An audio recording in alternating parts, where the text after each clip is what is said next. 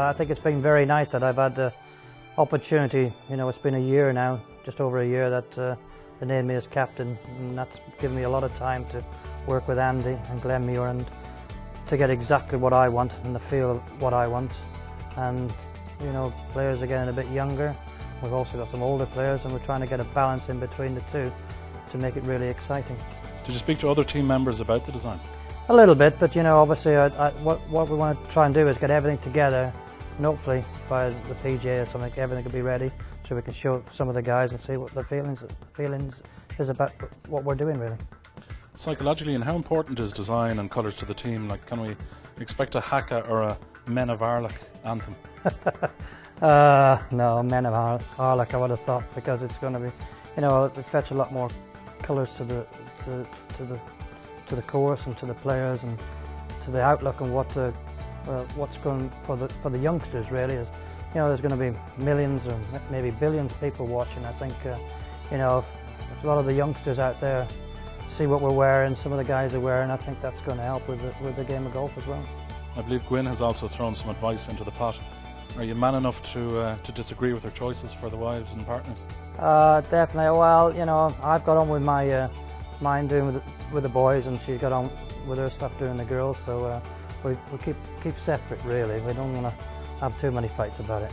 So Andy, how did your meeting with Ian Woosnam go to decide on the colours for the team? We've had a great meeting today. We've been working with Ian for the best part of a year now to go through the fabrics and the colours that he wants for the team. Today was really all about fine-tuning and presenting a set of CADs with all of the colours prepared, and we've signed them all off, so we're delighted. Now, golf has a reputation as being staid and boring, but I believe that's going to be very different with your collection. Yeah, I think golf clothing in general has moved on a lot lately, and Ian particularly has wanted to reflect that in the clothing for the team this year. He's expecting to have a team that's got a great mixture of experienced players and some of the younger players that we've got in Europe. And the clothing will definitely reflect some of the more modern golf fashions in a way that's accessible for the whole of the team, but which is maybe a little bit different from what they've worn in the past. So obviously on the European Tour, each of the players have their own style. How do you overcome that? Well, we've been working with successive European teams since 1987 at Glenmuir, and we know more or less what the captains want. Each captain, of course, has a very different approach. Ian has come with his very clear approach, and it's really about coming forward with proposals and suggestions that are going to match and meet what Ian wants for his European team. Some people feel that looking good actually helps in the psychology of golf. Do you think that you play a role in this?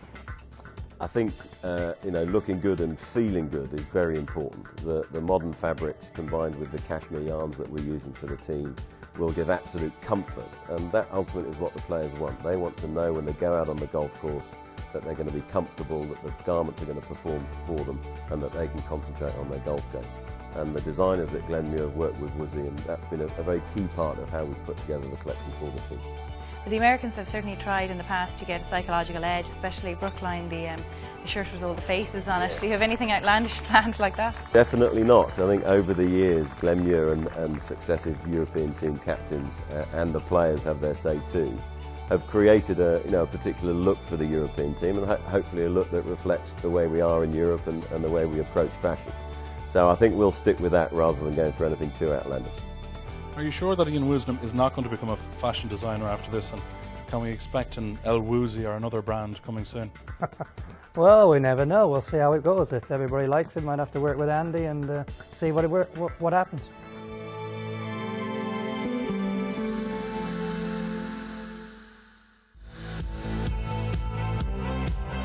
Well, obviously tonight is a great success story, but the whole association itself, tell us how it came about. It came about, gosh, it's about 12 years ago, maybe even more. In fact, I was involved in bringing the tour operators together to Mount Juliet from our own point of view, and at that Jerry Dunworth and Michael Bowe and a few others got together and started the association, so I feel I've been involved from the start, which is great. Congratulations on your win tonight for Steve Donnard. You must be delighted. Absolutely delighted, and in fact very honoured to win this very prestigious award. And not a little surprised, because we're only halfway through a massive investment in the Steve Donnard Hotel. We really want to move it really into the top 2 or 3 in Ireland, and that will be going some, because Ireland itself is a wonderful destination for hotel visitors and hotel operators. Any measurement that they take out puts Royal County down right at the top of the heap. I've been in the industry for quite a long time, and to get an award like this amongst our peers and from the feedback of the people who've played our golf course and gone back to the operators and said it's very, very special. It just tells you that you're doing something right. Well, obviously Greg Norman is one of the legends of the game worldwide, but what was the inspiration behind getting him involved in this course? Well, Greg, he was twice British Open champion, and he wanted to design a links golf course in Ireland, and Landmark Development hooked him up with the deal in Tumbag, which I was very fortunate. I knew Greg. I was actually the golf professional at his club in Florida, as it turned out. And when Greg called me and said, I'm doing a golf course in Ireland, I think, it was automatic that, I knew the guy, I knew his passion, I knew what he would do would be correct. I knew he had a vision, and actually, in fairness, he made 23 different visits to Doonbeg before he opened the golf course. So that's unique in a designer's point of view. Pádraig, tonight you've been acknowledged as the man who single-handedly brought the Ryder Cup to Ireland. How does that acknowledgement now feel?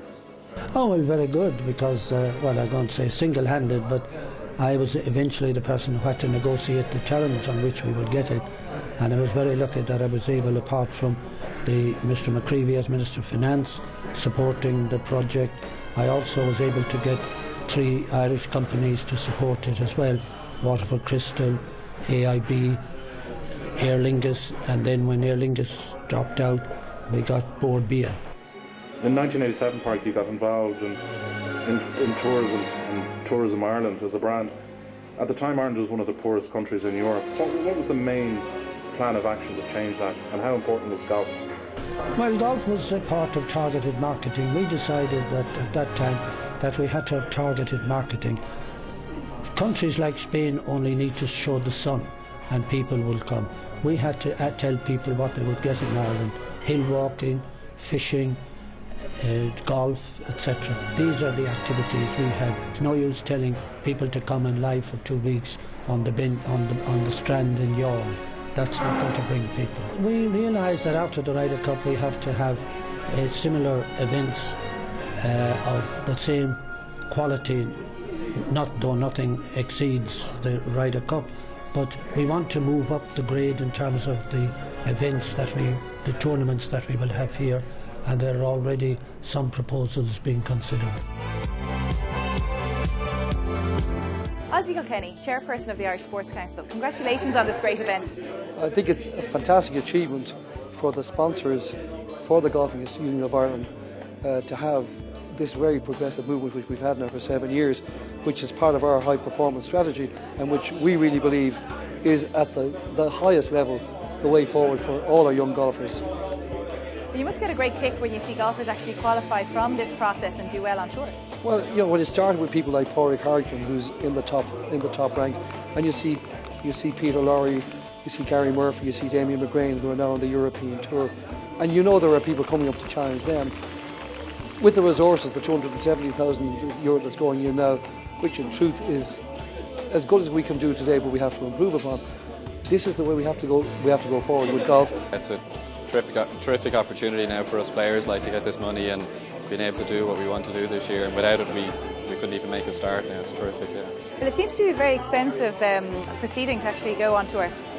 It is, yeah. Of course, it depends on what tour you're playing on, but travelling is a big expense. I'm going to Kenya next week now, and flights alone are €800, and then you've got accommodation, car hire, and whatnot. So, it is very expensive, and we do need outside help. Obviously, it's great if we can win enough money, and pay for it ourselves. But at this level that we're at now, we're just trying to get on that main tour, and we need help. It's great to see so many young Irish golfers being sponsored in this way, and I think that it augurs well for the future of the sport in Ireland. Absolutely, but it also seems to be a great collaboration between private and public sector. Yes, I think the fact that the private sector has come in with the public sector in order to support our young golfers is really encouraging, and it means that the private sector sees the value of sponsoring people involved in golf. Golf is not just a sport, it's huge business as well. I mean, if you just think about it, a couple of years ago we were getting about 85,000 golfers coming into Ireland on holidays. Last year 200,000 people came specifically to Ireland to golf. That's no surprise because Ireland was voted by tour operators as a top golfing destination in the world. And of course, in addition to that, we've got more than 400 golf courses affiliated and 1/3 of the championship links courses in the world. Peter, so are you happy with your grant you were awarded here tonight? Absolutely, yeah. To get 7,000 from the Team Ireland Golf Trust this year is amazing.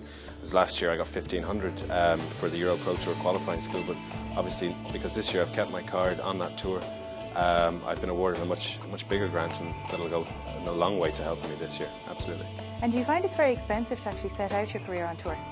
Generally costs about €1,000 a week with flights and accommodation and entry fees. The Euro Pro Tour is quite expensive as a tour because there's quite a big entry fee of about €440 just to participate in the event, whereas the Challenge Tour, which is above it, which we're trying to get to, has quite a small fee. It's only €40, so it's a big difference and a lot of money you can save by getting to the Challenge Tour. Some of Ireland's up-and-coming stars have already reaped the benefit of this support. Kazakhstan was a fantastic win for me. I was having, a steady season, but I wasn't really hitting the heights. And I went to that event, not really expecting too much, because I had just been to my coach in Florida the week before. Normally I don't play too well just after being to my coach. I have to work through a few things, and it all just clicked together, and I hold a few putts, and I won the event. So it was massive, and it was particularly to win like the first event in Kazakhstan, and it will be a big golfing country as the years go on. They have a lot of money and they want to put a lot of it into golf to attract people to Kazakhstan. It is a nice place to go, and I certainly enjoyed it. You've been progressing very nicely since you turned pro. What do you think is your proudest moment so far? I suppose my performance in the Irish Open last year, where I was lucky enough to get an invite through the Team Ireland Golf Trust. And that was probably the highlight of my career to date, and hopefully I'll go on to many more in the future. And have you set a few goals for yourself this year? Yeah, I suppose my main goal is to secure my European Tour card and hopefully win the Challenge Tour rankings. I suppose that would be my ultimate goal.